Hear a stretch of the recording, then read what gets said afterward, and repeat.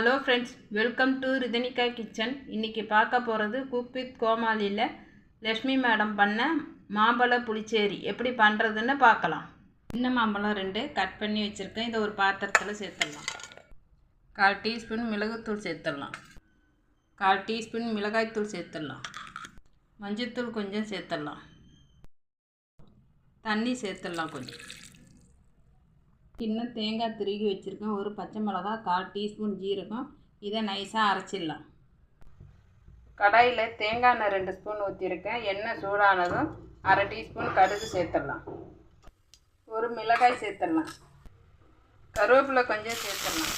அடுத்து மாம்பழத்தை சேர்த்துடலாம். தண்ணி கொஞ்சம் சேர்த்துடலாம். இதுக்கு தேவையான அளவு உப்பு சேர்த்துடலாம். 5 நிமிஷம் நல்லா கொதிக்கட்டும். கொதித்த பிறகு அரைச்ச தேங்காவை சேர்த்துடலாம்.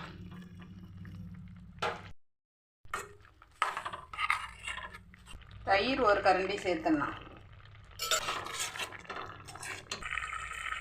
எல்லாம் சேர்ந்து நல்லா கொதிச்சிச்சு. இப்போ ஸ்டவ்வை ஆஃப் பண்ணிடலாம். நம்மளுடைய மாம்பழ புளிச்சேரி ரெடி ஆயிடுச்சு. பிடிச்சிருந்தா லைக் பண்ணுங்கள். ரிதனிகா கிச்சனை சப்ஸ்கிரைப் பண்ணுங்கள்.